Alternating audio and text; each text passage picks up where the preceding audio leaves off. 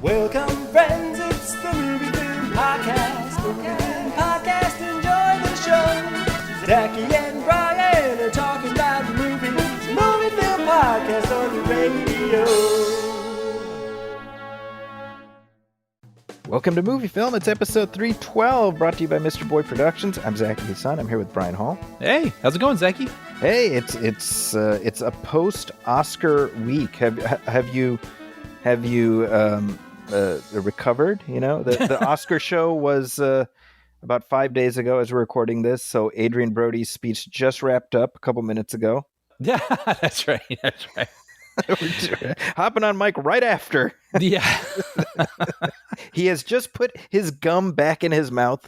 By the way, I know a lot of people are talking about the speech, but that was the thing that bothered me. That was super gross. That was like gross and kind of like off-putting, right? Yeah, yeah, go ahead. Well, I mean, and not just because of its grossness, but I just can't imagine walking up the stage, you know, on a huge platform that's being broadcast to billions around the world, and turning around to my partner being like, "Oh, hey, babe," and throwing my gum at her.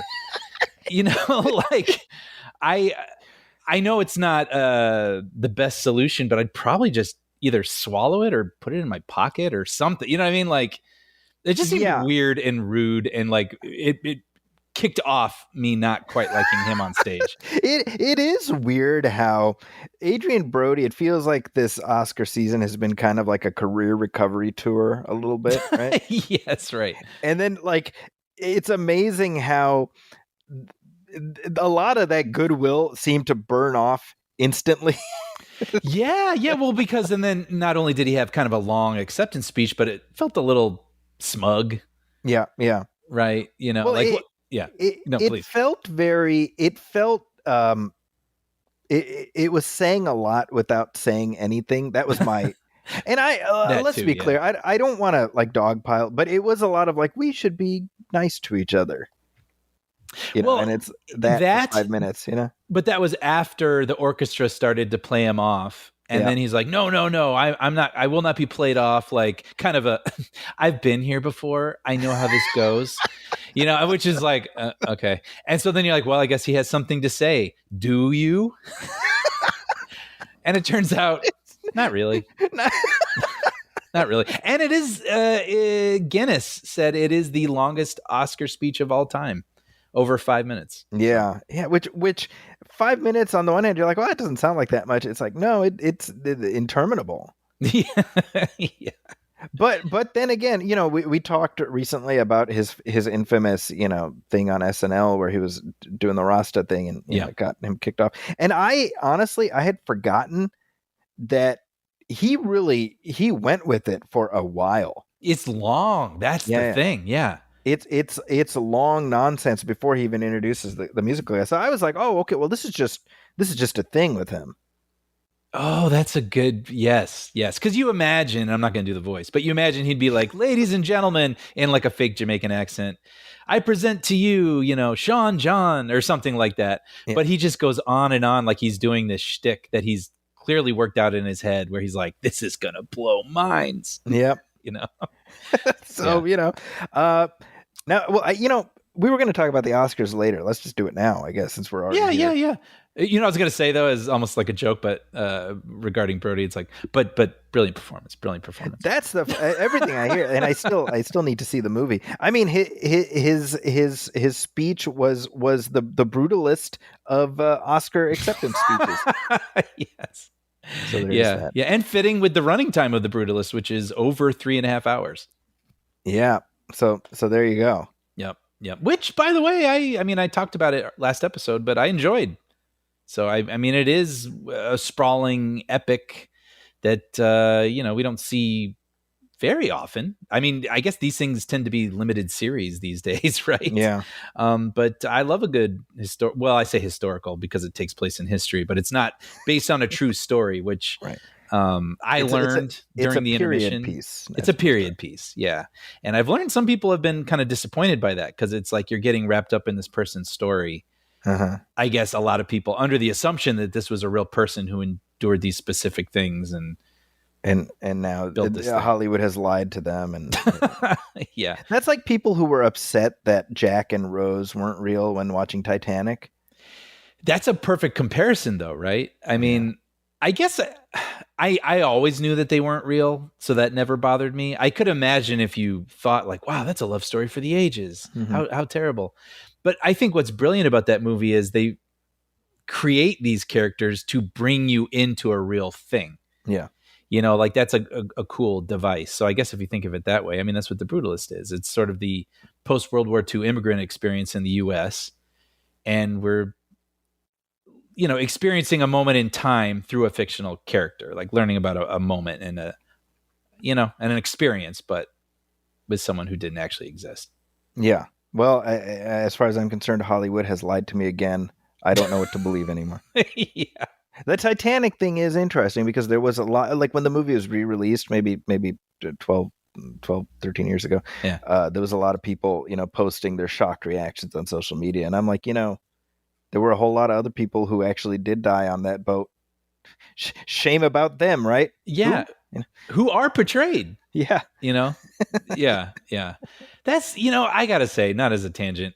No, actually exactly as a tangent. Yeah. I'm like, so not that I was ever into these social media reels or whatever, but like, I'm just so, as soon as someone is like, I had no idea that this movie, or, did you realize, and they have this completely fake, like look on their face and they're like 38 years old. I'm like, no, like, I don't even care. I don't even care if what you're saying I will find fascinating. Yeah. No, like I am voting with my scrolling up. I just can't stand it. I scrolled past you, sir. Good day. Exactly. I said good day. Exactly. I am sometimes very grateful that we are slightly too old for that, like the need to put our thoughts on TikTok videos and things like that. Yes. Right. Like, well, certainly that. Yeah. I hate also though. It's like, I'm fine with learning something new, but I hate that they have to like add this really annoying affectation, or falseness to their performance to try to like, I can't believe this thing I learned 4 days ago, but I'm making the video today, but wow, like it's so off-putting to me. It's performative and phony. Yeah. But it's probably becoming like a new language or genre or whatever you want to call it. And I'm sure younger people are imitating that, and that's going to become a thing, or it already is a thing. Yeah. I don't know. But no, I agree with you, by the way. Like, I'm so glad that I'm not like, as I learn something new, I don't feel the need to pick up my phone and be like, guess what I just learned?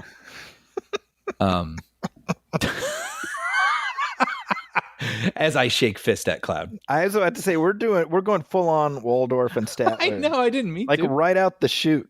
I know. So I was looking at the list of Best Picture nominees, and it just occurred to me that I out of all of the nominees, I have seen one. Really? Oh, yeah. So I saw Dune Part 2.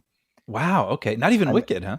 This is, maybe I should turn in my film critic card, but this past year I got a little extra busy because we had a new addition to the family. That is a excellent reason. Yeah. I will chalk it up to that. So I was sort of watching vicariously through you, because I know what a big fan you were of Anora when that movie came out. Yeah. No, I've seen all but one, actually. I haven't seen I'm Still Here. I don't recall it being at the theater near me, and I'd like to see it. I've heard it's good, but it's a interesting mix of movies. I mean, we've said this a couple times, but typically there's kind of a front runner, or at least a couple front runners, and just, I don't know, like the types of movies you sort of expect, right? Like, but this one is just sort of all over the place. I mean, you have this Mexican cartel musical, you have, a thriller about a new pope being elected, you have Anora, which is kind of a indie romp comedy kind of thing. Like they're all over the place. The Substance, a horror movie. Oh, that was getting Best Picture nomination. That was that in that one, I was like, well, the nomination is the prize, and I think so. It wound up being that. Yeah. Yeah.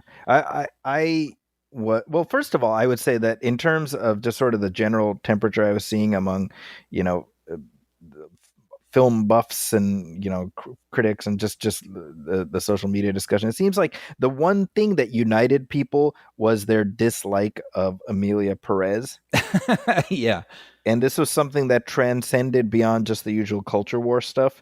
Yeah. Yeah. Like there was that also. Yes. And that's the thing too. A lot of times when everyone's dogpiling on something, I'm like, oh, I guess they're just doing that to get heard or get their likes or whatever. Cause this is the flavor of the moment to pick on or something. And then I watched it months after people had been complaining about it and was like, oh yeah, no, this is really bad. They are absolutely right. What's weird, if anything, like the anti-woke folks and all that, they were like rooting for it to win. So that it would prove their case about Hollywood, Yeah. And I'm like, this is the dumbest Machiavellian scheming of all time, Yeah. But it was. I think it's not. If that movie was getting good reviews, I could see people being like, I don't understand.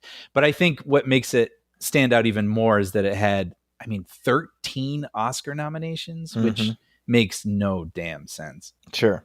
Yeah, it's so.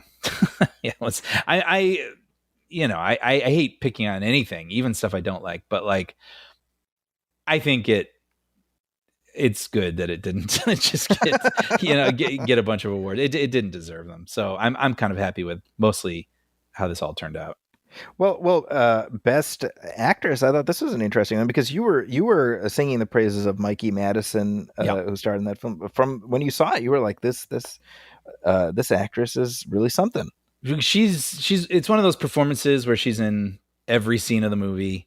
Mm-hmm. It has a real propulsive energy, and she is that energy driving the film. It's a really, really great performance. Yeah. Well, I just found out that she was in Once Upon a Time in Hollywood and Scream. Can you believe Zachy, your face, it's so stunned.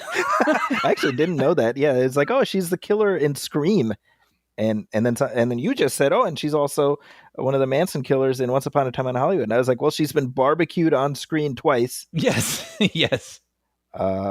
However, I do. There is like a very Hollywood thing about Demi Moore getting nominated for playing, the actor who the woman who has to find a way to reclaim her youth, and then she's recognized for that role, and then she's overlooked for the young new 25-year-old. Yes, I've heard people say this. Her losing the Oscar to Mikey Madison feels like a post-credit scene for The Substance, which is terrible. I was really rooting for Demi Moore, but Mikey Madison was great. That's the thing, and I know there's that cliche. It's just enough of an honor to be nominated. Sure, but it's kind of true. It's like you're the leader of the pack that year. Like there was a lot of focus on you, and you were celebrated, and it's a bummer because only one person can win. Yeah. But I think Madison did a great job, and I think Demi Moore did a good job. So, what a concept, Brian! Yes. How magnanimous of you! But it's true. It's true. I also love in the best supporting actor category that Roman Roy beat Kendall Roy. Yeah, that's right. That's right. And frankly, I probably personally would have given it to Jeremy Strong. I agree with that. But I think Kieran Culkin did a good job. I'm seeing a lot of people say that he won an Oscar for essentially playing himself in that film, which maybe is true. I'm actually not super familiar with his work. I haven't watched Succession. But yeah, I thought Jeremy Strong was really, really good in The Apprentice. It is like people dunk on Jeremy Strong because of his intensity, right? Mm-hmm. And I think I remember when the nominations were announced, right? And so you got Jeremy Strong for The Apprentice and Kieran for Real Pain, and Jeremy Strong puts out this statement, like a very lengthy statement. This is something I've striven all my life towards, and it's an honor I've dreamed of. And really, and I found it very heartfelt, very moving. And then Kieran Culkin, he just Instagram or whatever, he put out a picture of himself like drinking champagne, and he's like, "Let's effing go." Huh. And I'm like, this is the the spectrum, you know? Right, right. You know? Well, yeah. No. But with all of that said, like I believe, you know how like people get, you know, like Russell Crowe, he won it in 2000 for Gladiator, but a lot of people say, well, he really got it for in The Insider. Mm-hmm. The year before. Pacino got his for Scent of Woman, but he really got it for The Godfather. I think Kieran Culkin got it for Fuller, cousin, Yes. who pees himself. I think this was a long belated recognition of his key role in that movie. Well, yeah, Fuller, go easy on the Pepsi. He winks, you know. Yeah, looks at Kevin. Yeah, it's pretty amazing though, isn't it? Fuller from Home Alone up there, winning an Oscar, telling his wife, "Let's get pregnant." Right? Give me a fourth kid or whatever he said. Yeah. But yeah, everybody was pretty good. I'm looking at it now. Yura Borzov from Anora, very good, very subtle performance, but the heart of that movie. Edward Norton, again, kind of a gentle, subtle performance in A Complete Unknown, but pitch perfect. Yeah, just the energy and like pathos that movie needed with him. Guy Pearce is really good in The Brutalist. So yeah, I forgot that he's in that. Yeah, it's good to see him nominated. Yeah, but Jeremy Strong, I mean, he is like sort of a force in that movie, but he also does Wounded really well, which I found really affecting at the end of that movie. It's a terrific performance. I mean, we said this when we watched The Apprentice. You know, both Sebastian Stan and Jeremy Strong should get nominations off of it, and they both did. So yeah. And of course, there's the Conan of it all. I was gonna say, yeah. Oh, well, have you seen? You didn't watch all of it, but have you seen clips from it? Or yeah, I watched his whole monologue and his whole his substance intro and all that. I was gonna ask. Yeah, I mean, I was thinking when it started. If you've seen the movie, I mean, I was cackling watching him basically come out of Demi Moore's back. Right. But if you haven't seen that movie and you're like, gather around, family, let's watch the Oscars. You were like, what is happening? But yeah. I think you'd agree with me. What I loved about Conan's hosting gig is that it was quintessentially Conan. Mm-hmm. He was not attempting to switch it up. He was just being who he is. Yep.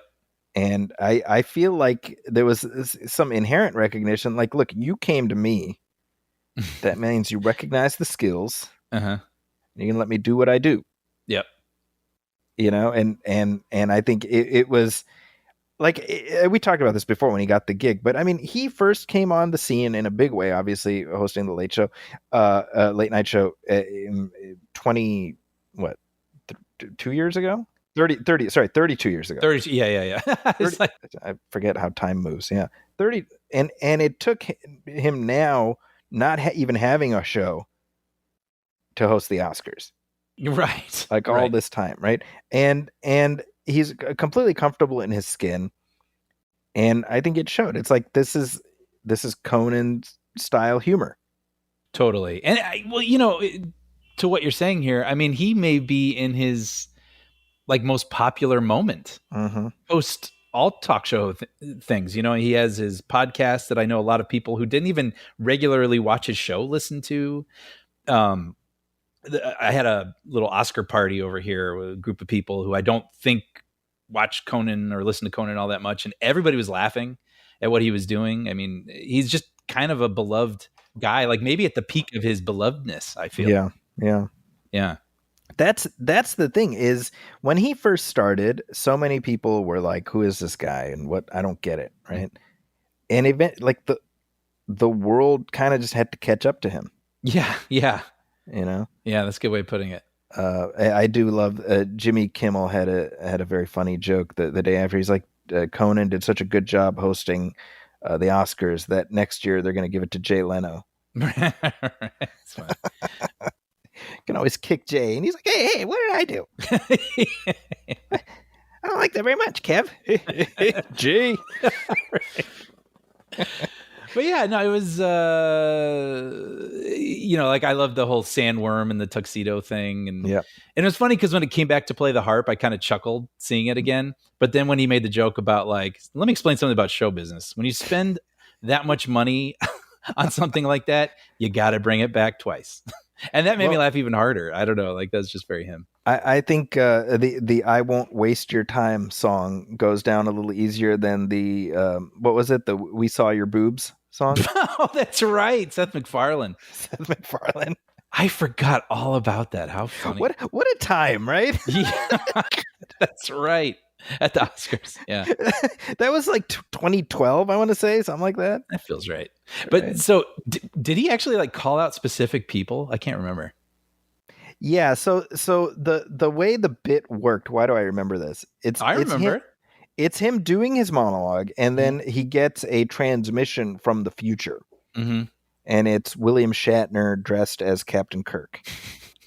And he says, Seth, you bombed at the Oscars. And he's like, what are you talking about? He's like, oh, you don't remember this, or like you did this musical number. And so it's on the screen. Seth MacFarlane on the stage is watching the screen of his musical number. I see. And so I don't like, so he calls people out, but I'd have to pull it up and find it or whatever. I don't really. Yeah. I don't want "We Saw Your Boobs" being in my YouTube history. Right. I don't know what that's going to do to my algorithm, but it was like that. That was the bit.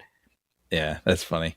A different time, Brian. Different time. It was the 2010s. That's right. The early 2010s at that. Yeah, there's all these articles about how the hard R comedy is back, baby. I remember that was that moment. Post Hangover and all that. Wedding Crashers. Anyway, so any other thoughts on the Oscars this year? No, it was. I was never bored. I know it always runs long, and everyone always has a lot to say about that. But I don't know. It's why I tuned in. I want to see the awards. I mean, the only thing that can slow it down, I guess, is an unnecessary number, which I think a lot of people called out the James Bond musical interlude that happened in the middle of the. Did you see that? Yeah, I did see that. Yeah, what was the point of that?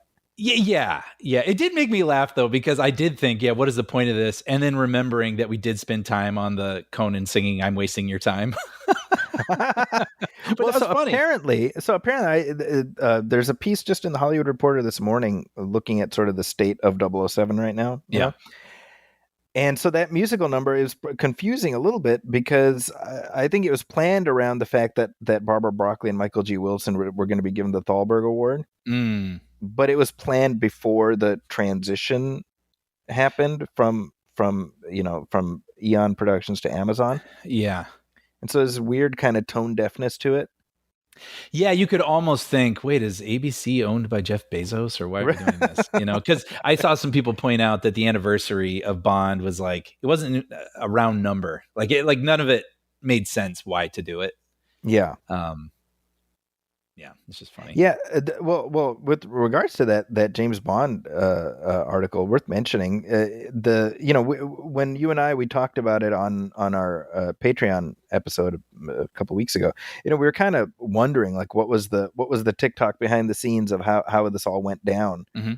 And what I found interesting is that to some extent the impasse that they had reached with regards to proceeding with James Bond came down to the Amazon folks being like, "Oh, this is content," we have to think about it as content, and that really rubbed them the wrong way.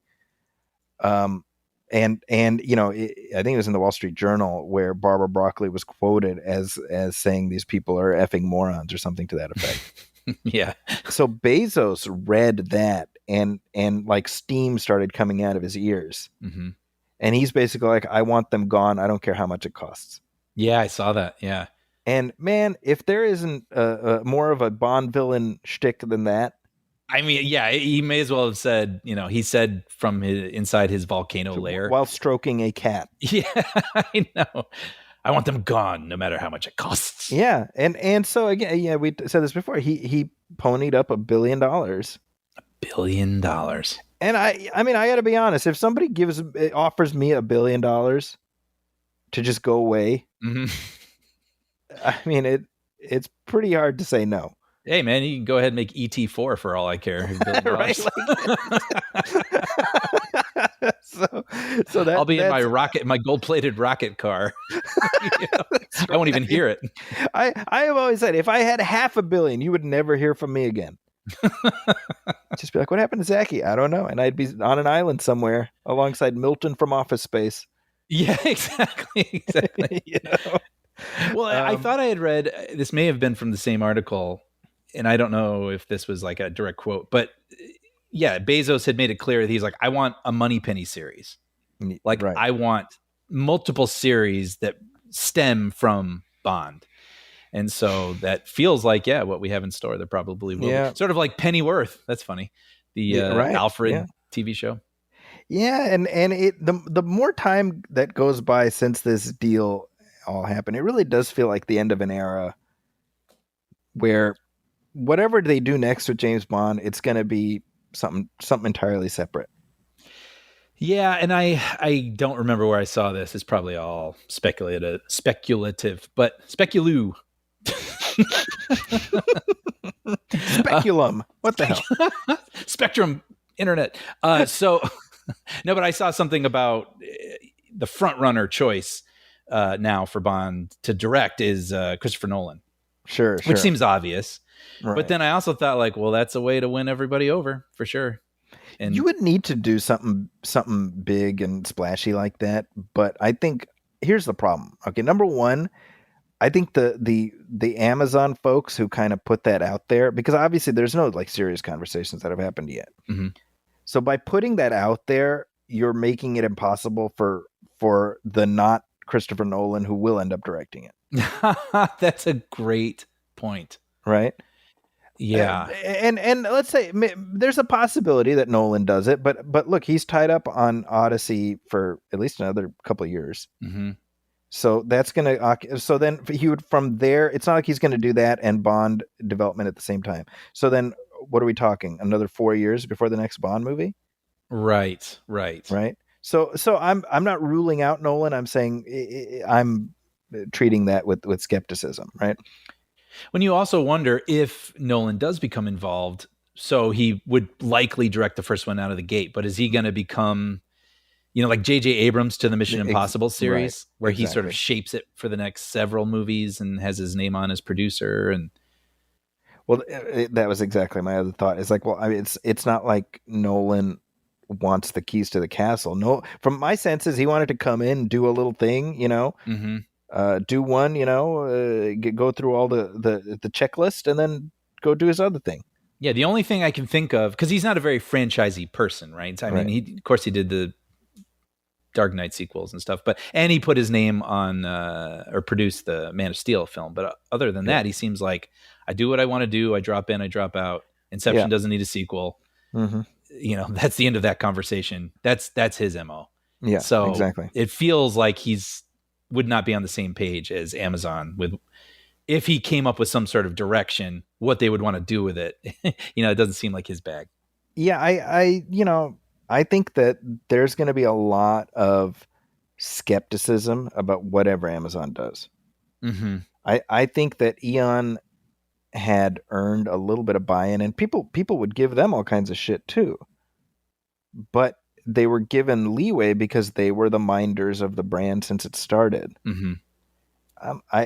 I don't know, I think that Amazon doesn't know what they've signed up for. That's my sense. I think they're assuming like an audience that's just ready and hungry, and I don't think that's the case. I think the diehard Bond audience is going to have to be really won over.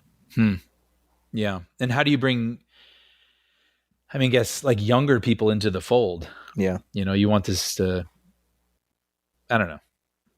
It's tough. How do you man. make it young and vibrant and, yeah. Because obviously you want almost like a refresh or something that will appeal to everybody and last like a Marvel series, right? That's that everyone of all age will show up for years to come. Yeah. Yeah. Hey, so anyway, look, we did our show kind of in reverse a little bit. We started with the headlines. Hey, yeah, go with the flow. Sometimes that's where the conversation leads. What have you seen lately other than the Oscar show and various other Oscar baity type stuff? Well, I just want to mention really fast that I'm still loving Severance, which is on Apple TV Plus. I haven't seen episode 8 yet, which ironically I read this morning people don't seem to enjoy, but episode 7 was a killer. Oh, it was so good. So I just, when that ended, I was like, I love this show. Like I'm already sad that it's about to end, and I'm gonna have to wait a while for the next season. But just want to throw that out there. But more importantly, we talked about the passing of Gene Hackman in our last episode, and I mentioned that I had not seen The Birdcage. Uh-huh. And some people reached out and said, you've got to fix this.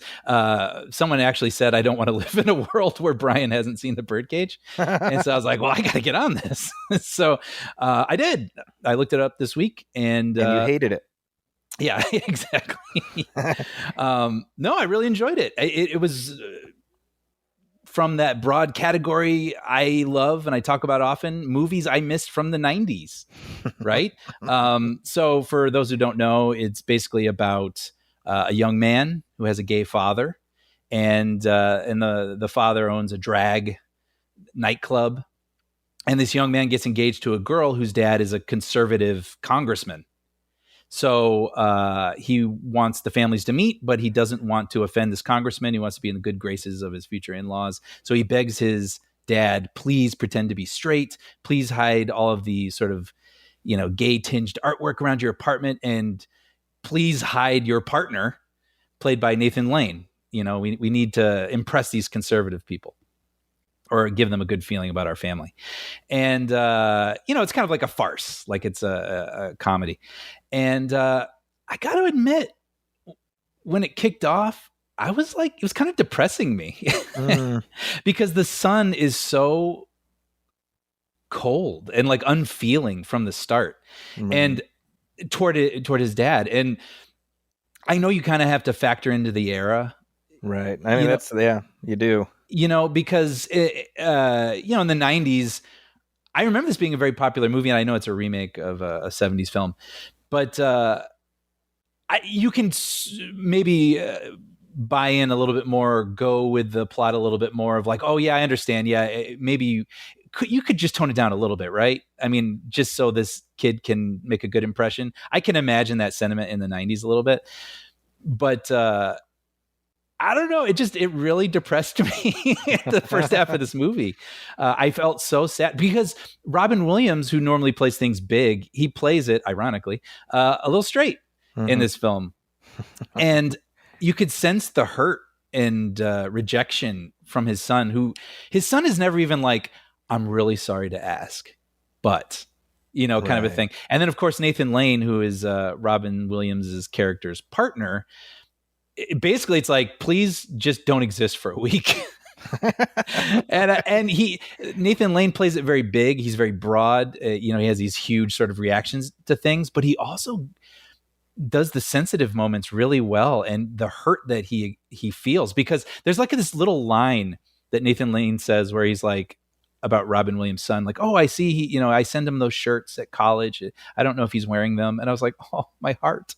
Like he cares about him like a son, and, and the way that they're just sort of brushed away. And again, I know you kind of have to factor the thing in, but that was my first response to the first half of the movie. Just sort of like sadness, honestly.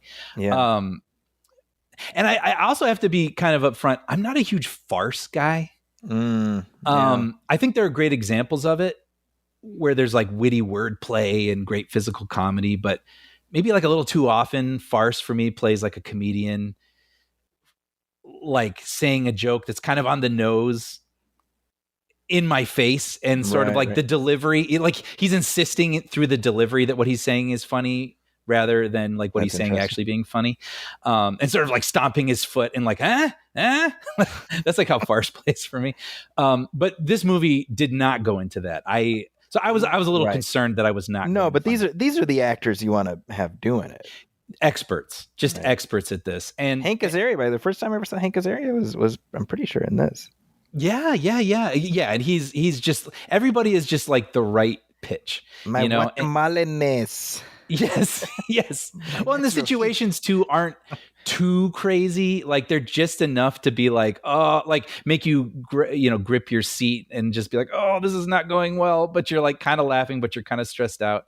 And Gene Hackman, just being totally delighted by Nathan Lane's character, pretending to be the kid's mom with a wig on, basically, and like it was just so funny and so delightful. And at the end of the day, yes, I was building up a lot. Like I didn't know if I was going to like it, but I did. I really enjoyed this. I thought it was really fun. And I thought it was an interesting choice too, and what I think really helped it, the way that it's shot is not like a big, bright, bouncy, brightly lit comedy. It's really cinematic. Like it's dimly lit. It has a real smoked out look, a lot of shallow focus, which is a really interesting choice, which I think kind of grounds everything in a way and allows it to have this perfect, the feelings feel real.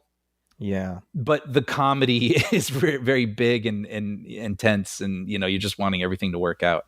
And then of course you get a really great Gene Hackman performance. He's effortless at this. And at the end, he's sort of the more muted character, but he gets these moments where he's telling these very boring stories, and the way that he does them is so perfect that they're hilarious. Yeah. So yeah, like a little gem from the 90s that I missed out on, but I enjoyed being caught up on it, and I appreciated listeners. I look forward to watching your TikTok reaction video. Yeah. It'd be like I saw it 2.5 weeks ago, but I would be like, I just saw the funniest movie.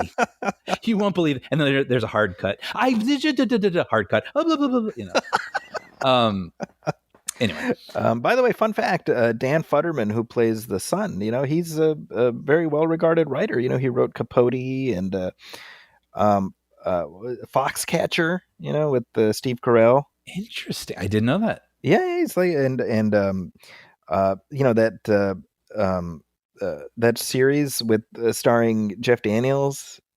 He created Newsroom? that show. Or that was Sorkin? No, that's Aaron Sorkin. Yeah. American Rust. That's what it's called. Oh wow. Okay.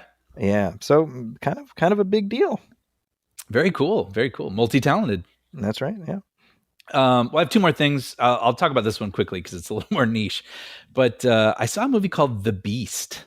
Have you heard of this with Léa Seydoux? Léa Seydoux, right? Yeah. Yeah, I had a good friend of mine, Petra, recommend this to me, and she would get on me about it. She was like, "Oh, have you watched The Beast yet?" I was like, "No," and she's like, "You should really watch that." And I think I was kind of putting it off because it was over 2 hours. I think it was almost 2.5 hours or around there. And then one afternoon, it was just the right moment, and I was like, "All right, let's do this." And I put it on, and I really enjoyed it. And I could totally see why she thought I would enjoy this. I would call it Lynch light, David Lynch light. It's not going to be for everyone, but it has kind of like a dream logic to it, and there's a lot of things that are up for interpretation. And for that reason, I've seen kind of mixed positive reactions to it, but I leaned positive on it. Okay. The story is, in the near future, AI is purging humans of all negativity that could possibly have clung to them from past lives. Okay. So we're seeing a character, Seydoux, going through this process. And in doing that, we go into her mind and we're seeing these past lives she's had and there's a bunch of doomed romances, right? So we see a romance story that takes place in like 1910 France and involves, a doll making factory. And then we see a story that takes place in a club in 2044. And then there's a modern day Los Angeles story where there's a stalker basically kind of following her. So you get these different genres, like a historical drama, sci-fi, kind of a slow dread stalkery kind of thing. Okay. And like I said, it kind of has this David Lynch feel to it where sometimes things don't quite make sense. And because this is happening in her mind. So sometimes things won't add up or you'll be like, what does that mean? There'll be some symbolism that carries through these different stories. And I don't know, man. Like I was just in the right mood for this, and I really enjoyed it. I was engaged the whole time. The running time didn't bother me at all. Okay. I don't think this is going to be for everyone. I think Mhm. if that sounds intriguing to you, you probably will enjoy it. And it's always cool seeing a new kind of story like this. You know, that kind of off kilter, sort of lynchy sort of thing. Yeah. But I can imagine that this might not be for everybody. But yeah, I enjoyed it. So I'm recommending it to people who enjoy those kinds of movies. And there we go. The Beast. And I also want to say that I watched it. You can rent it, you know, for a small fee, but I saw it for free on Canopy, which I've mentioned before, is that streaming app that you can access through your library card. Okay. And so I just tried it out, saw it was on there, and you get a certain amount of credits a month. And yeah, watch it uncut, no commercials, for free. It's kind of cool. Canopy with a K. So there you go. And they are not paying us for that plug, by the way. But no, but it's a cool option for people who are trying to scale back on streaming services. I would say take a peek. I was surprised by all the things that they have in there. And then lastly, I want to talk about this. Speaking of the Oscars, this was the Oscar winner for Best Animated Film. I saw Flow. Oh, nice. Okay. Yeah, this was on HBO Max. I've heard great things about it. Zach, this is a really wonderful movie. Nice. It's basically about a cat, and there's no words, no dialogue in the entire film. And this cat is wandering around what seems to be the near future. I don't want to say post-apocalyptic, but it seems like the world has flooded. Not entirely, but certain parts of cities are, you know, there's rising waters. And the cat is basically just trying to make its way. And along the way, it encounters these other animals and they form an unlikely group. And what I liked about it is the animals don't act like Disney characters. Like they don't have these human characteristics. They act like animals the whole time. So the way that they interact with one another, you kind of want them to learn a little bit and be like, oh, you can trust him. Put your arm around him. He needs a hug. But they don't do that. They act like animals. But that doesn't keep anything at a distance. Like it is very emotional and sweet. And seeing them put in these perilous situations and figure out how to work together is really satisfying. I was wondering how this would play for most people, again, because there's no dialogue and there's not these big sort of set pieces you typically see in animated films. It's, you know what I mean? Like Right. where things are larger than life. I mean, but there's still exciting peril, but you know what I'm saying? Like it doesn't go super big like most animated movies might feel like they need to. So I recommended it to a friend of mine, just kind of curious what she would think because she's a cat person. And I was like, yeah, you might like it. See what you think. And then she texted me and said she loved it. So Okay. I think the drama is engaging and the characters are really endearing. And it's under 90 minutes. So it's an easy watch. There we go. Okay. Yeah. I mean, you can watch it with the whole family. It's really sweet and unique. And what's interesting about this is it was the whole thing was animated using Blender, which is like free animation software anyone can access. So it just goes to show you. I mean, obviously you need a team of people, but what you can do, you can make a movie that could win an Oscar. So you can beat Inside Out 2, which I think most people assumed. Yeah, you know, would have had that on a glide path. That and Wild Robot, yeah. So, well, how about yourself? What have you been watching? Not a ton. I did watch. I couldn't talk about this last time because the embargo was not up. But I watched the whole season of Daredevil: Born Again. Oh, okay. Is that? I know that just came out. Does it come out episode by episode, or is the whole thing released? So they dropped the first 2 episodes this week as we're recording it, and then it'll be, I'm assuming, on a weekly release pattern. Mm-hmm. So there's 9 episodes for the season, and you know this comes like 6-7 years after the previous show was canceled. You know, wow. And there was a real question mark about what Marvel would do with Daredevil once they got the rights back, and you know, I think the previous series, you know. Charlie Cox in the lead role and Vincent D'Onofrio as the Kingpin had gotten such fan adulation that the idea of just, you know, brooming them and putting somebody else was not really feasible, you know? Mm-hmm. And so, we saw Charlie Cox show up in Spider-Man No Way Home, and then, the Right. Kingpin was in what was he Hawkeye? in? Hawkeye, that's right, he was in Yeah. Hawkeye. Yeah, and then both of them were in Echo. And so it's like, okay, they're in the mix here. But with this show, it was like, oh, it's gonna be like multiverse variant, so it's not gonna acknowledge the previous show. Mm-hmm. Which, like, why? Right, yeah. Right. And so, like, this show underwent some serious retooling. It benefited from the production strike last year, because they had a hard stop and they were just like, let's look at what we have, and they're like, it's not working. And so they completely retooled it, and they've made it a direct continuation of the previous show, and it is pretty freaking great, man. I mean, we're having conversations all the time, like, is the MCU over? Mhm. There's like that's the log line that's launched 1,000 articles, Yeah. And I'm like, well, as long as you have shows like Daredevil, then no, Mm-hmm. because it's doing everything it should, and it weirdly, it feels like a legacy sequel almost, because it has been so long, Right, right. But Charlie Cox, Vincent D'Onofrio, they're great. They brought back John Bernthal as the Punisher. He shows up, and it's just fantastic, man. I really like Daredevil is a character who really benefits from just being a grounded street level hero. Mm-hmm. And that's also what makes a show like this work. Like, that's what with this series, I think Marvel, they're switching up how they do their TV stuff, and they're treating it like an actual TV season. What a concept, so you have a writer's room and showrunners. And so that's what I liked about this series, is it felt like a series. It didn't feel like an overlong movie chopped awkwardly into segments. Yeah. Oh, I see. Right. Yep. It's like this is the episode about this. This is but and there are B and C plots that span the season. Mm-hmm. But like one example, and I mentioned this in my review in the paper also. It's there. Matt Murdock goes to the bank, and a heist breaks out. Mm.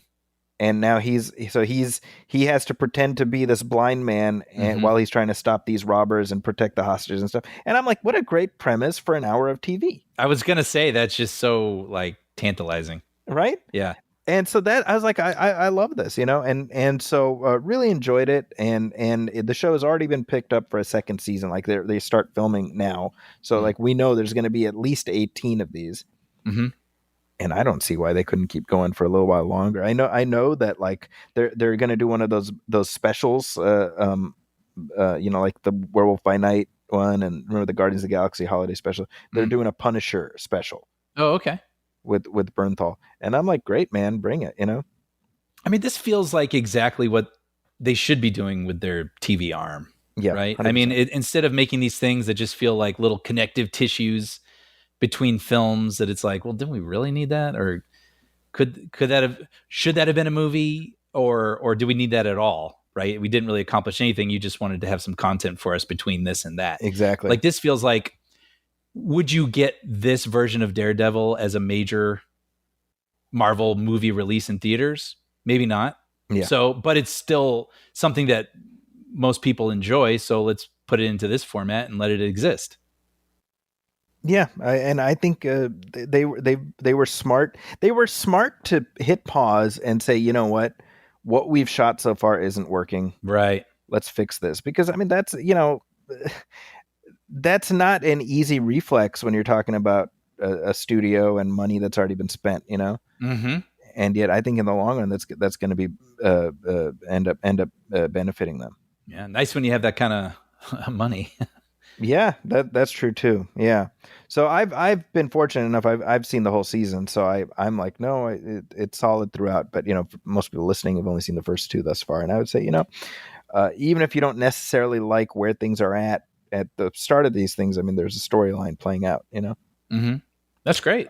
Yeah. I also want to mention, actually, while we're talking about streaming series, man, it's been very gratifying to see the reaction to The Pit. Yeah. I've seen a lot of people talk about it actually. Yeah, like it's like people are discovering this thing, and again, it's like, man, I got to see the first 10, so I knew the beats that were really gonna like hit people. Right. So that's been fun. Like, people are like, whoa, I can't believe it. And it's like, oh, okay, I know which one they just saw. Mm-hmm. It's been renewed for another season. That one also. Okay. So is that Crichton thing solved? Do you know? That's a good question. I suspect that's ongoing. I mean, if there was a resolution, I feel like we would have heard about it. Yeah, that's true. Yeah. That's on Max. That is on Max. And for those of you who are like, what Crichton thing? Essentially, the estate of Michael Crichton is suing the producers of that show, which are the producers of ER, for essentially creating taking what started as a sequel to ER and making its own thing in such a way that it cuts the Crichton estate out of the mix. At least that's what they're arguing. Mm-hmm. So that's an ongoing situation as of now. Interesting. Hey, we got some listener letters, Brian. Oh, great. So here's a note I got on Facebook from James Coulter, who says, you mentioned audiobooks, and this is, in our last episode, I talked about the audiobook Box Office Poison. Yes. Which I enjoyed quite a bit. So he recommended the book from Patrick Stewart. Patrick Stewart's memoir called Making It So. Which is entirely appropriate. He says it's an amazing listen. It's 19 hours. Mm-hmm. But in the middle, there's some strong language, but I'm loving it. And I would say I have listened to that book. And what is more soothing than spending hours listening to Patrick Stewart's lilting tones in your absolutely. ear? Come on. He says, between the clown show world and my own clown show life, I also try to avoid too much news. Anyway, thank you and Brian for being a continued bright light in a dark world. Sounds dramatic, but anyway, keep up the great work. It's necessary in times such as these. Wow, thank you, James. Those comments always mean the world. Absolutely, yeah. I mean, we're here. We're just making fart noises, so to speak. Metaphorically, maybe literally. I don't know. We haven't done it yet, but eventually we'll get there. Once we run out of actual things to say. Yeah, well, this will slowly turn into like a morning talk radio. What do you call it? Like zoo radio? Morning zoo. Yeah, morning zoo kind of situation. But thank you for that, James. Here's a note also I got on Facebook from Leonard, who says, give it to me straight, Zachy. Is Captain America a hit or a flop? No, hold on. Let me get comfortable in my chair, pull up a bucket of popcorn. Let's hear it. Let me move my glasses to the bridge of my nose as I lean forward and say, I don't know. Yeah. I mean, this is a weird one, right? Like it's done well enough to not be a disaster. Mm-hmm. But let's pull up the box office on this one. I was going to say this involves math. Right. But you could also math. I am curious if technically it is a hit, but also was this a little breath of life into Marvel movies? Yeah. I don't know that it was, honestly. Okay. So a couple points in terms of the math, according to Disney, they say it cost $180 million to make. I don't know about that, but okay. I was about to say that I mean, I guess maybe, but I'm skeptical of that because apparently they reshot big chunks of it. Yeah. So then the question is why put that out there as the number? It could be one of those things where it's technically true, where it's like that was our budget. Sure. Okay. At one point, but that's a good point. That was what we aimed to make, $180 million movie. That was what we set out to do. Yeah. That's my guess what that number represents. So that's out there. And let's say that you and I are viewing that with eyebrow arched. Mm-hmm. Up to this point, it has made 167 million domestically, 178 internationally. And so it's at about 345 worldwide. Right, that doesn't sound great, right? No, especially when you factor in marketing and all those things. Yeah. So the question I had is, what are they saying is the break even for it? Mm-hmm. and I think it was 400 something. Okay. Right. So I mean, it's at 345 or whatever right now. So let's say it's going to end up 450 Mm-hmm. worldwide. Let's say it's got about 100 million more in the tank worldwide, which might be pushing it, to be honest. I was going to say it might be a little optimistic, but yeah. Let's say between 425 and 450. Mm-hmm. That would, if that is at break even, it's only just. Mm-hmm. But that's not the only part of the story. I guess that's my point. Like, I don't think anybody would call this a rousing success, but I think we would say it did just well enough. I mean, it was number one at the box office for 3 weeks, and that says more about like nothing else being out, you know. Yeah. But regardless, this is like Disney trying to find whatever wins they can, right? Mm-hmm. So it did just well enough to not be a total embarrassment. This is not, certainly it's not the Marvels. Mm-hmm. And I think in term, right? I mean, that's like, that didn't even make 200 worldwide. Right. Right. And then, you know, I think Ant-Man and the Wasp made more, but it cost more. So I think this ends up coming out better by virtue of that, I think. Mm-hmm. But anyway, my point with all this is that you can't necessarily measure success for a movie like this solely based on how much it makes in the theaters. Mm-hmm. Because it's part of the firmament. Speculou. Yeah. Yeah. Right? Like it's like the first Captain America didn't do particularly, like, it did okay. Mm-hmm. You know, actually, I'm very curious. No, I'm curious. Yeah, related to Iron Man, sort of in the related to its timeline. I'm curious how it did. I know that. Okay, so here we go. I'm looking at the Captain America franchise, and this is via Box Office Mojo. So, look at this. The first Avenger made 176 million Mm-hmm. domestically. Domestic. Okay. So I could see Brave New World topping that. Yeah. When all is said and done, maybe just barely. Mm-hmm. Even the Winter Soldier, it made 260 million. Right, this is domestic. So like, I'm looking at this like, well, yes, it's a Captain America movie, but it's also kind of like a whole new thing. Mm-hmm. So what metric are we measuring success against? You know? Yeah. And you know, and the same like after the Avengers, people went back and watched the first Captain America. Mm-hmm. So one presumes that Sam Wilson is going to be integral in the next couple Avengers movies, and so is that going to have a backwards impact that makes people want to see a new solo Captain America movie with him in it? Yeah. You know? Yeah, I guess in some ways remains to be seen, but I have to imagine this isn't what they were hoping for. Yeah. You know, in terms of spend and also just, getting people rejuvenated for the MCU, you know, and what they have lined up, what they're leading toward with the new Avengers films. I just don't think we're gonna get that again, you know, and it's less about, I don't think it's even about the quality of the movies or whatever. I just think that was a specific era and it benefited from being fresh and new, and well, it's not going to be fresh and new ever again.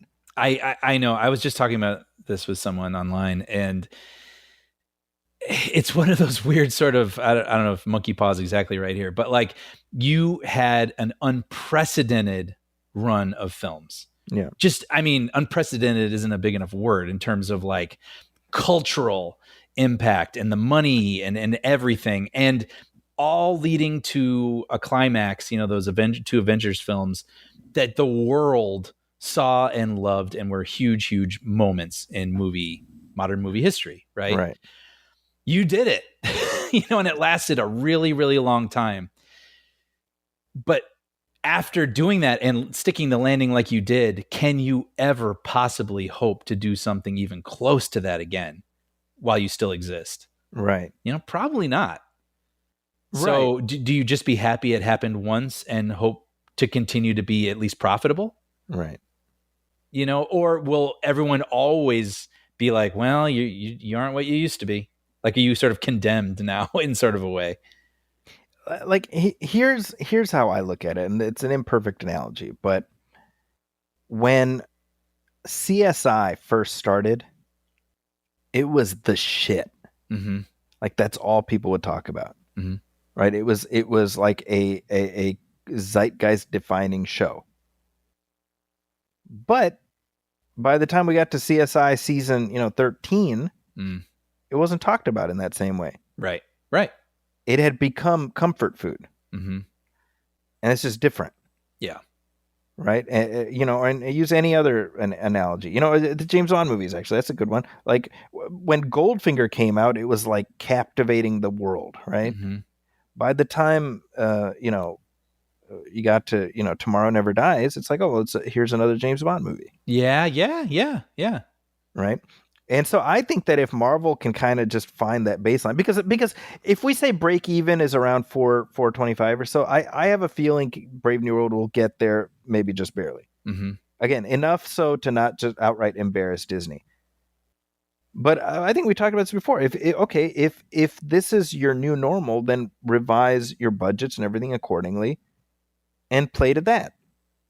100%. And I think that's a perfect example, right? Like, yeah, everybody looks forward to a new Bond film, and it does relatively well, and people have opinions on it, and then you move on to the next. Then you move on. Yeah, exactly. It doesn't have to take the world by storm. It doesn't have to make $1 billion. Yeah. So I obviously we've got these two Russo brothers directed ones that are coming up, these Avengers movies, mm-hmm. and I'm curious. I don't know if there is like a real, like they're trying to set up comparisons to, you can't not make comparisons to Infinity War and Endgame, right? Mm-hmm. Because we got the Russos back and Marcus McFeely, etc. But I'm like, well, we haven't done like the first two Avengers yet. Yeah. Like with whatever this new, like what are the Avengers? Who are they? It's funny because I just saw the Thunderbolts trailer again last night, and it's basically like, look, man, the Avengers aren't showing up. You know what I mean? So to your point, like what is leading to this thing, or are we just going to have to kind of enjoy what we get until we see the characters we really want in these two movies? I don't know. That's I will say this, and I've been on this train for a little while. I think the Thunderbolts is going to surprise people. Mm-hmm. I think it will be a very pleasant surprise. Yeah. And if I'm wrong, then I will admit it on this show. But I'm rooting for it to be something kind of unexpected. Yeah. Oh, I hope so. Definitely. Yeah. But I don't know if that answers your question, Leonard. But things are complicated. We live in complicated times. I love actually if you read his question again, give it to me straight, Zachy. Is Captain America a hit or a flop? Your answer is, we live in complicated times. Moving on. Nothing else I can say. Yeah. No, I think this is a very active moment still for all of this. Like, we kind of don't know. The next couple films will help us to better answer this, right. I think that if we're in the tail end of this year and both Thunderbolts and Fantastic Four have underperformed, at that point you got to pull out the paddles, because there's a bigger concern at play, Mm-hmm. Here's one last letter. This is from Robert Atwill that I got in our email.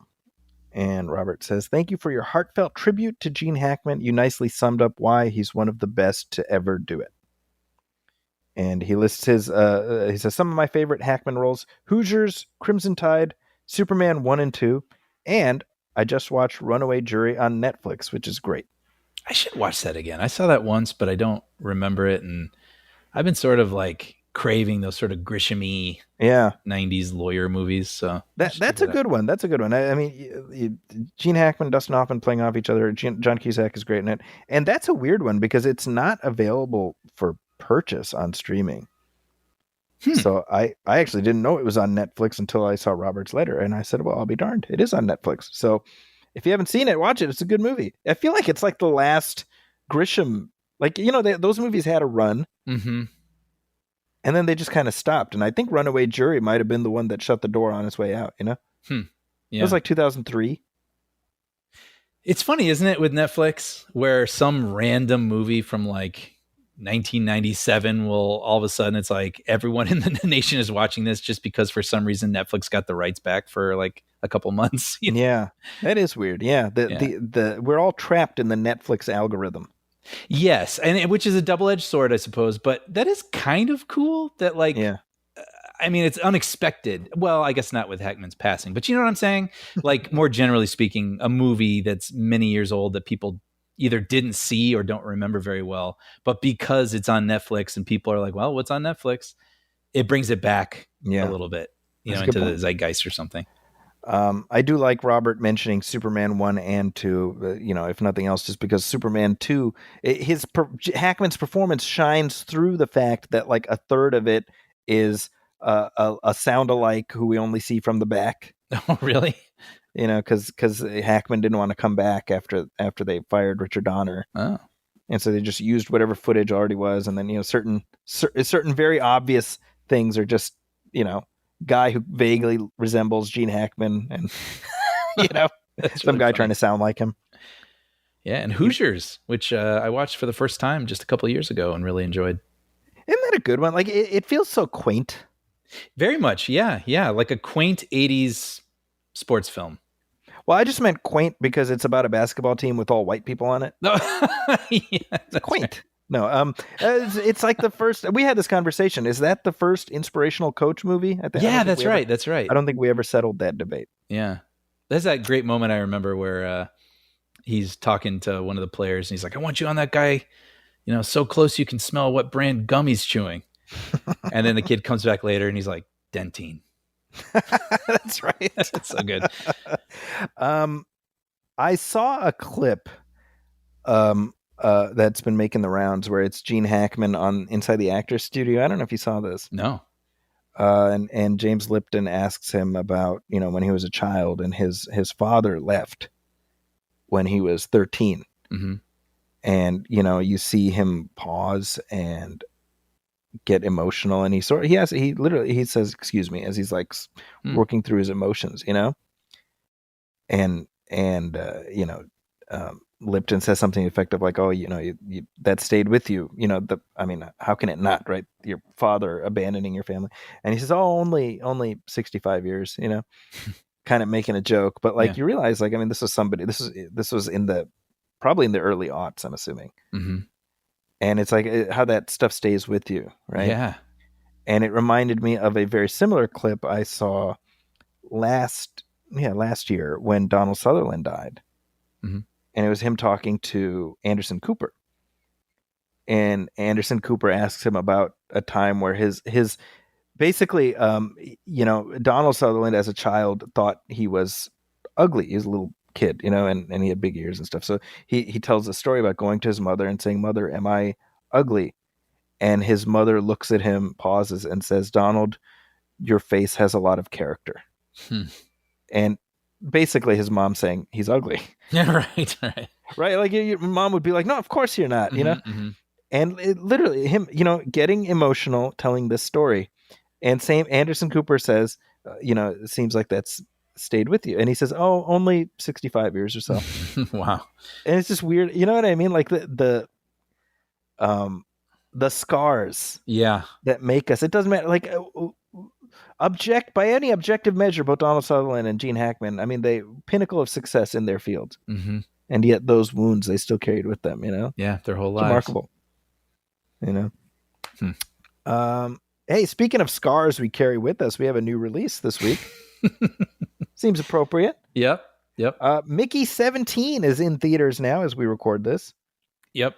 Sorry, I the reason I'm so like 3/4 of my attention is here. I hesitated to even bring it up, but as you're telling that story, and I hate it because they're such good stories, because we keep talking about social media reaction videos. I was picturing that clip from the Actors Studio, and then there's always like a person at their laptop, like looking at the camera, listening.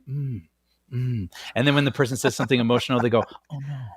And like cover their mouth, like they're reacting for the first time hearing this thing. And if there's a thread through this, it's that I can't stand those videos. I'm getting that. I'm getting that. Brian. And now they're in my head as you're even telling nice stories. I'm so sorry. Anyway, Mickey 17. Yeah. So this is the first Bong Joon-Ho joint since he cleaned up at the Oscars pre-COVID. Yeah. Remember that was like mere weeks before all the shelter in place stuff happened. Yeah, that's crazy. So it's due to open to an underwhelming opening weekend, unfortunately.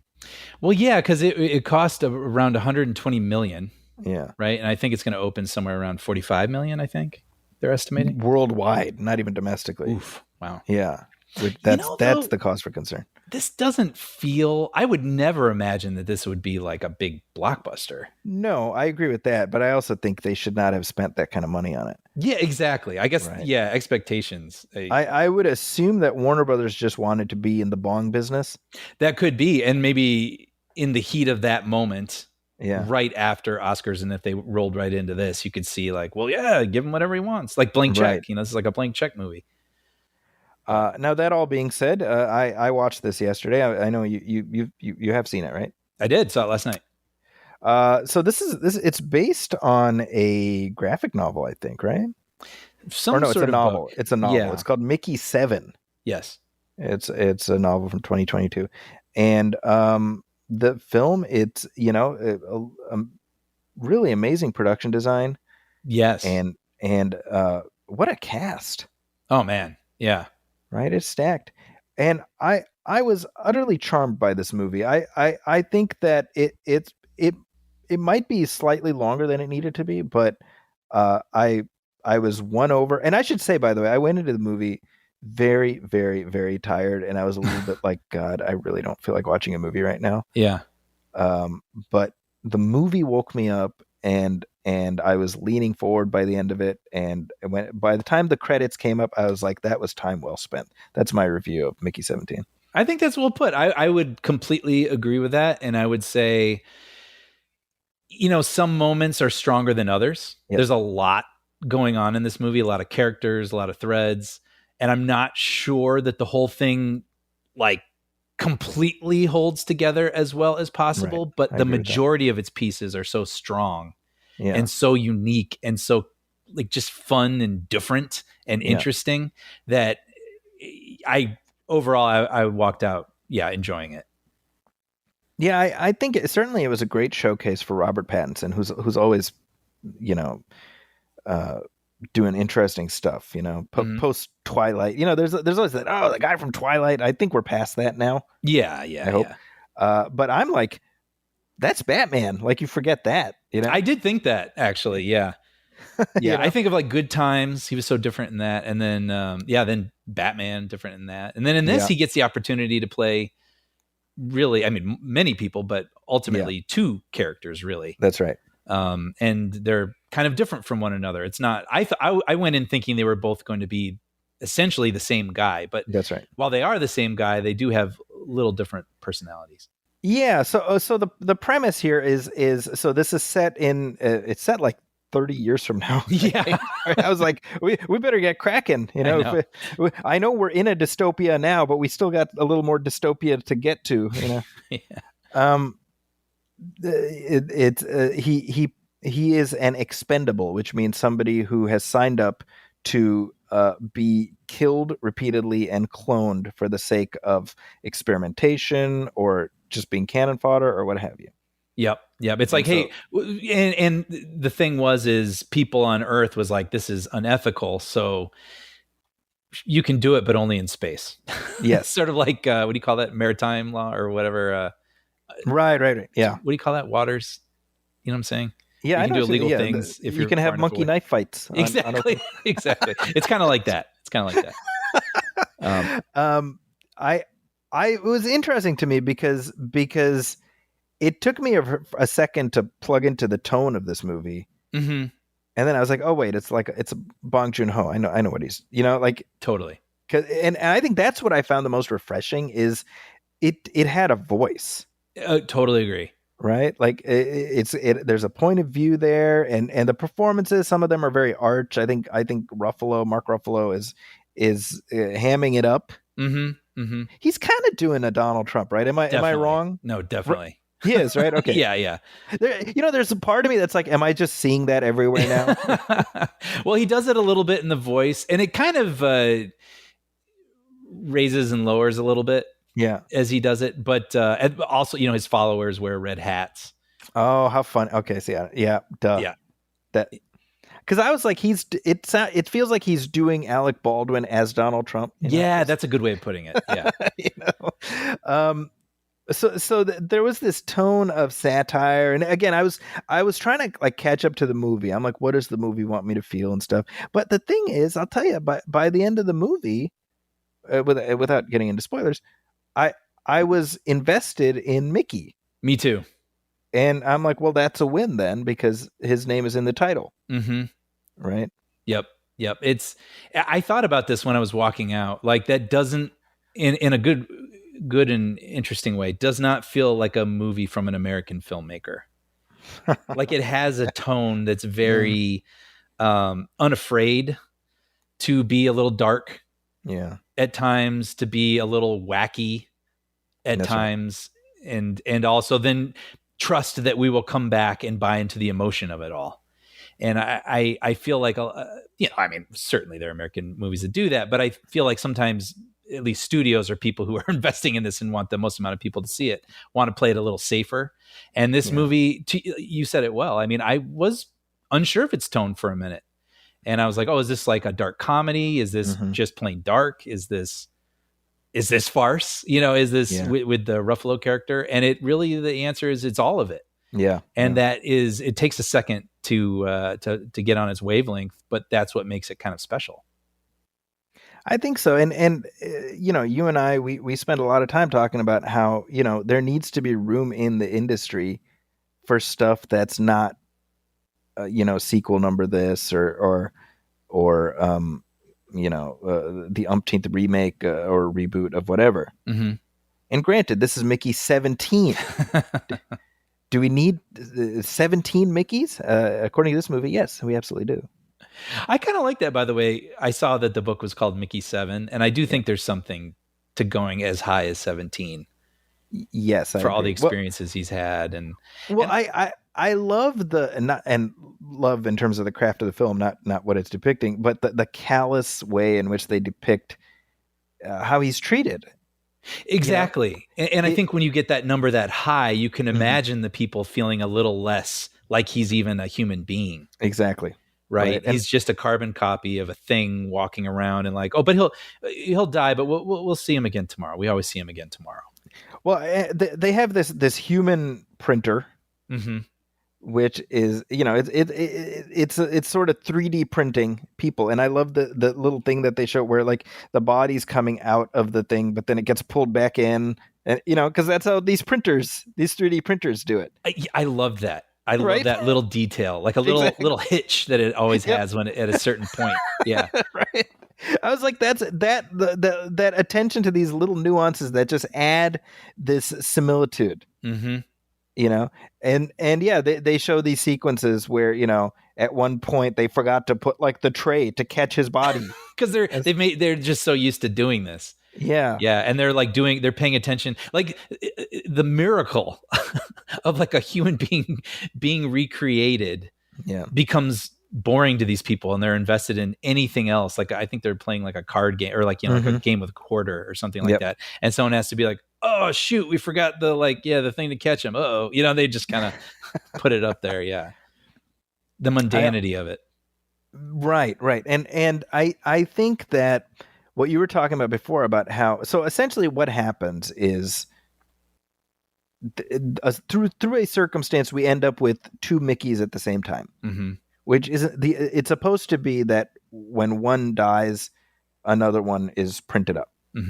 So here is what feels, this felt like a buy to me where I'm like, shouldn't there be some kind of a thing that would let them know when a Mickey is actually dead before they print up a new one? Like if they have some sort of chip or something that's included inside where when the chip goes out, that's when they know they can make a new one. I mean, right? I mean, that felt to me like Okay, you just got to roll with this.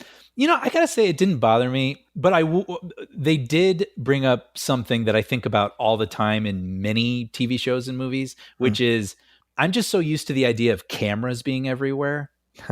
So when Right. people are doing things covertly, in Severance, for example, I mean, there's a lot of shenanigans going on that the corporation isn't aware of with our heroes, sneaking around. And I'm like, a place like this would have to have cameras. And likewise in Mickey 17, in the printing room and the disposal room, you would have to imagine there'd be a camera in there. But there's actually a line where it's like, well, there's no cameras in here, so we're okay. But I mean, he is depicted as wearing a camera earlier in the film or later in the film. Oh, I don't remember. Right, like because remember he goes on an expedition and somebody gets killed. Yeah. And they're able to see it happen. Oh, that's right. And they blame him. Yeah. Because they're like, you're the one who's supposed to die. You're expendable. That's right. Yeah. But anyway, my point. Look, I'm not like. And then the movie was ruined for me, and I stormed out. No, but it was definitely something where I was like, that felt like a little bit of a buy for me. Sure. And then the other buy, that I initially what I thought was like, well, that doesn't make sense, was the fact that Mickey 18 has such a different personality. Mm-hmm. Because initially I was like, well, none of the other Mickeys had different personalities. It didn't seem that way, no. Right. But then we realized, but we're getting the story solely through Mickey 17's point of view. Oh, that's a good point. So, right. Like I was like, oh, well, his unreliable narrator, of course. For him, from his point of view, he's just Mickey. Yeah. And at one point he has a little bit of voiceover where he says, yeah, well, Mickey 8 was kind of shy. Exactly. But that's later. That's after. Yes. Right. But I love that what you end up with is these two sides of his personality, and sort of together they become a whole. Totally. Yes. Right. Yes. Yeah. What were other things that jumped out at you? Well, you mentioned it at the beginning with the sets and everything, and I just loved the lore of this world. And we subtly are aware that basically things on Earth are not going well. We don't know exactly what, we don't get to see it, but there's a moment in a recruitment center that has these windows, and we see that it starts raining, and then there's just like brown water just kind of like splashing against the windows, and that's all you need to know. Oh, I don't really want to go outside there. Yeah. Right. I thought that was really subtle and interesting. And then all the stuff on the ship, I thought of like Aliens, where it feels very grimy and lived in, and everything feels like it was actually built, and they're walking through these kind of damp, gnarly hallways. And I enjoyed all that. And I also enjoyed, it made a lot of sense that this was a book, because obviously in a book you can go down a lot more avenues and have a lot more characters and threads and things. And sometimes in movies you have to whittle that stuff out. But I thought they did a good job of keeping more things in than I think a normal movie might, including the whole thing with multiples. How they're seen as an abomination. That could have just been, well, yeah, because, who has the true soul of this person, and so whatever, it's an abomination, and we don't allow it. But they actually take a minute to show us why. Like how this body copy, human copying started, who the person who invented it was, what they were like. They're a terrible person.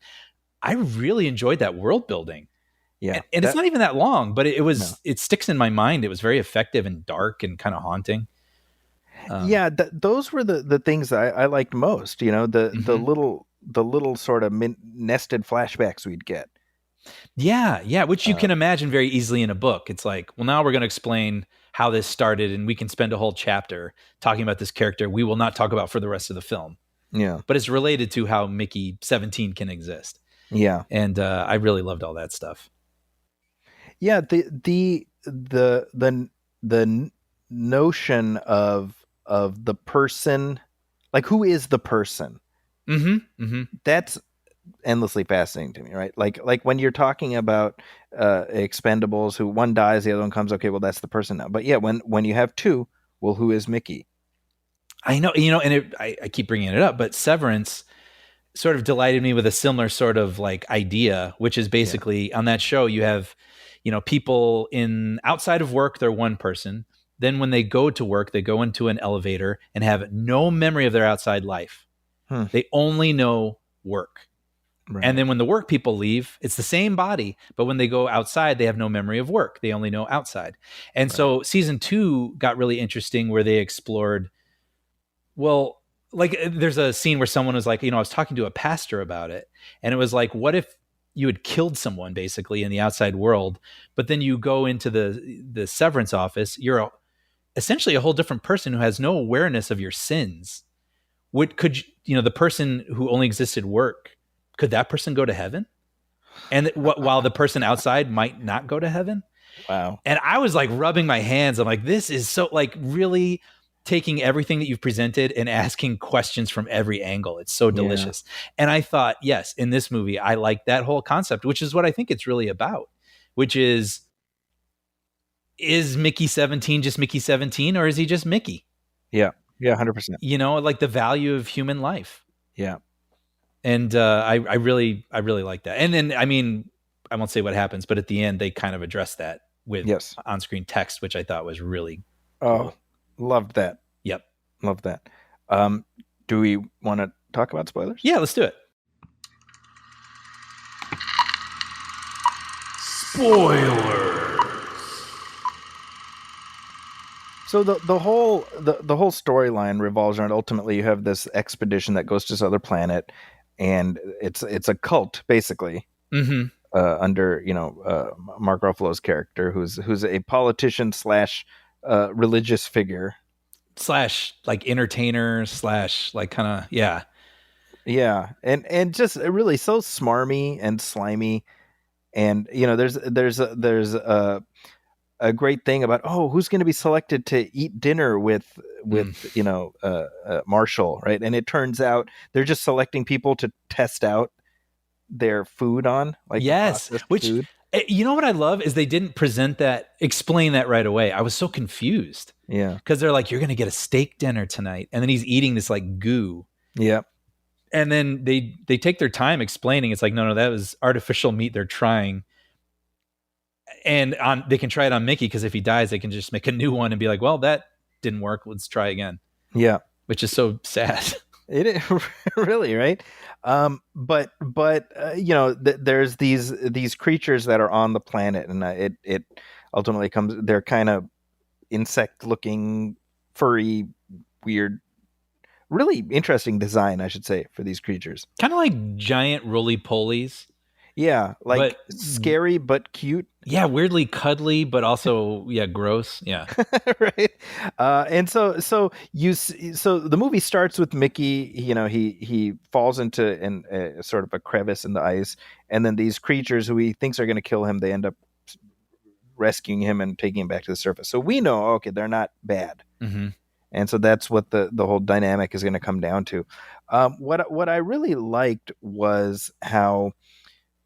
By virtue of setting this story up, it puts us in the position of it's like forced empathy, mm-hmm. because they don't look normal. Mm-hmm. They're deliberately made to look completely abnormal, and so we really have to step outside ourselves a little bit to find humanity, quote unquote, within them. Mm-hmm. So it puts us in the space where Mickey is the vehicle for us to become empathetic towards these creatures. Right. And it led to an ending that I found very satisfying. Me too. I think the bad guy gets his uppance in a way that makes you rub your hands a little bit. Yep. And then which gives you have the unique opportunity where Mickey can go out kind of like a selfless hero, but we have two of them, so we still get to have one stick around. Exactly. Yeah. I mean, like, to me, the ultimate measure of the effectiveness is when Mickey 18 pushes the thing and blows himself up. I was like, oh. I know. Yeah. Because I was kind of hoping they'd both make it out of this, Mm-hmm. The way, I mean, you forget, wait, this is Pattinson playing two roles, like, at the same time. You forget that, You know what's so funny? As you say that, I just didn't really think about it, and I do remember them as two different people. Yeah, exactly. Yeah, right? Yeah. I mean, it like the the banter between them, and he throws the the dumbbell at his head. Yeah. Oh man, I made a noise in the theater. I was like, "Ow!" And the whole thing with dude, I was rolling when Stephen Yun, who's like this asshole who just betrayed him, right? Yeah. And so Mickey 17 like wants to make nice with him. Mickey 18's like, I'm gonna kill you, MFer. Yeah. And so it's like, it was almost like a Droopy cartoon where you've got Droopy and his like badass cousin, and you don't know which is which, Right. trying to shove him down this hole, Right. It was hilarious. And Stephen Yun, by the way, he was having a blast in this. Yeah. He was fun. I don't feel like I've seen him play this kind of character before. Yeah, what I said was it felt like Stephen Yun playing Hassan Minhaj. No, that's funny. He had the same kind of delivery. It just made me laugh. But yeah, actually, the one thing I wanted to mention was the end of the film was so effective to me, where we get like a flash forward, and we're gonna destroy the human printer. Mm-hmm. And then, we have Mickey narrating, and then this happened. And then we see this scene where he's in the ship, and he finds the Toni Collette character with the human printer.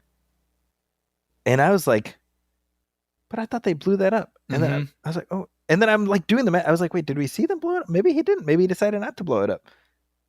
Like that little end scene, it had me going. Yes. No, same. Right. Same. And it didn't. It was perfect. Actually, I really loved that scene. Yeah, I did too. Because it did such a good job of playing with our own expectations, and then really situating us with, and this is where Mickey is now. Right. And then we get that's just a dream sequence. We're right where we were. He blows the thing up, and then, like you said, the title goes from Mickey 17/18 to Mickey Barnes. Mm-hmm. He's just Mickey Barnes. Yeah. Yep. One life. And you realize like that's what life is, right? Like that's the message of this movie, really, right? It's like you don't value it if it's something that just goes on and on. Mm-hmm. Yeah, that's a good point. Yeah. It is something that it's ephemeral, and you try to hang on to moments, but that's what existing is, Yeah. I also enjoyed his girlfriend, Nasha, Naomi Aki, who was in Rise of Skywalker. Rise of Skywalker, yeah. She was just like a real fun, kind of unexpected energy. Yeah. Like it was really sweet when they first connected. I was really touched at the end when you saw how out of her way she went for him to make, like everyone looks at him as just a copy of a copy, and like, well, yeah, he'll die. It's fine. He'll be here tomorrow. Who cares? Or like this looks, when he's being experimented on, someone might say, oh, that looks like it hurts. It's like, it's just Mickey, you know? But then when she sees that he's hurting during one of the experimentations, she puts on like a hazmat suit and goes in so she can hold him. I know. Oh, my heart. That's great. It's so good. Well, and initially I was kind of like, what? Does she have an angle? Me too. And that's what I liked about it. That's what I'm saying. Like in a lot of movies, you can you always sort of know what the movie wants you to feel. And I felt a little off balance during this movie. Yeah. In a good way. Yeah. And she had this amazing moment at the end where they're in the room, and Ruffalo is going to, he takes the baby alien. Yes. That's right. And he puts it on a hook, like a fishing hook, basically, and attached to a rope that's going to go down into like lava. And he makes Nasha hold the rope with her teeth.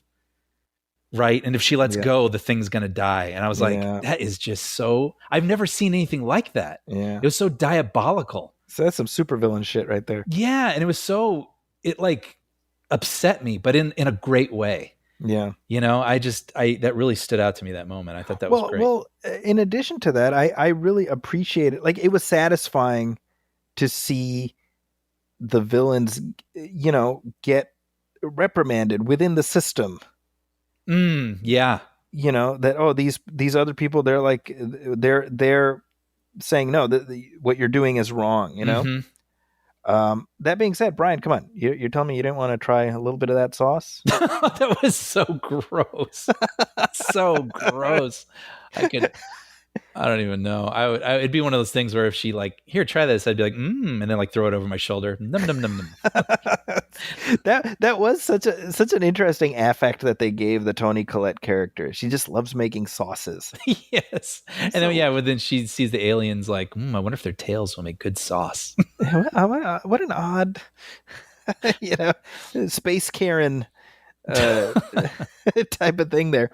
But yeah, hey, it's a thumbs up from me for Mickey 17. Same. But I want to say two things real quick because I think you'll find it interesting. One other moment I thought was sweet was with the Kai character, who takes kind of a shining to Mickey, where she, she's lost like a girlfriend, someone special to her, and she asks Mickey a question that everybody asks him, right? Usually callously, right? Like, what's it like to die, Mickey? But she's lost someone and she's more sincere, and he can tell that, where she's like, can you tell me what it's like to die? Because she wants to understand what the person she cared about went through.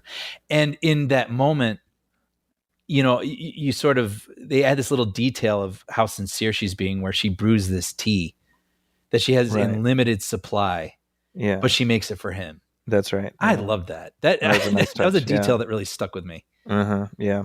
And by the way, did she look familiar to you? She did.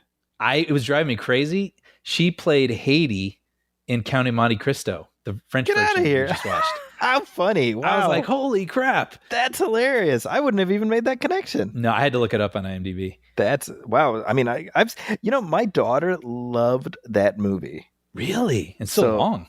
I know. Amazing. She's seen it 3 times already. Wow, that's amazing. She watched it with me. Yeah. She watched it with my mom. She watched with her mom, excuse me, and with my sister-in-law. I love that. Yeah, and she's literally telling everybody, "Oh, you got to watch the Count of Monte Cristo. It's so good." She's 8. You know what's so cool? I don't know off the top of my head what that example is, but it feels like a lot of times you get older and you have that book where it's like, well, yeah, I don't know why, but I read Treasure Island when I was 9 and it just always stuck with me. And it's not something that everyone else around you can relate to. Yeah. But it's your story that's meant a lot to you your whole life. That's interesting that maybe Count of Monte Cristo might be that for her. Well, and I think you're right. And in addition to that, I think that the themes at the center of that movie are so universal, right? Like love and betrayal and revenge. Mm-hmm. These are things we all feel no matter how old we are. Totally. And so, I mean, this ends up being kind of a formative thing for her, but it also touches on these very archetypal thematics that repeat in stories all the time. Yeah, that's a good point. But yeah, so Mickey 17, hey, what a pleasant surprise at this time of the year. Definitely. And I mean, people should know, I mean, it is wacky. You're going to get into something that feels a little different, but I think Zachy and I agree. I mean, it was a journey worth taking. There we go. But hey, if you have thoughts on Mickey 17, let us know. You can email us at moviefilmpodcast@gmail.com. You can also hit like on our Facebook page, facebook.com/moviefilmpodcast, and message us there. As always, if you like what we're doing, please go to Apple Podcasts and leave a review, leave a star rating. Every little bit helps. Also, we have a Patreon page, Brian. Yes, we do. If you head over to patreon.com/moviefilmpodcast and hit subscribe for only $5 a month, price of a cup of coffee at Starbucks, you'll find every commentary we've ever done and receive every episode and commentary moving forward absolutely ad-free. The money also helps support us and helps sustain producing this show. So if you're interested and able, please head over to patreon.com/moviefilmpodcast and subscribe. And if you're looking for me online, you can find me on social media at Zacky's Corner. That's ZAKIS Corner. I'm on Blue Sky and Threads. I'm also on Instagram. You can also read my reviews at the San Francisco Chronicle, including my write-up for Daredevil Born Again. Brian, anything else you want to hype up? As always, Puppy Dog Pals and Young Jedi Adventures, episodes I've written, I should say, are streaming on Disney+. Well, there we go. And on behalf of my partner, Brian Hall, my name is Zachy Hassan. This has been Movie Film 312. We'll catch you next time. Thanks, folks. Welcome, friends. It's the Movie Film Podcast. Enjoy the show. Zachy and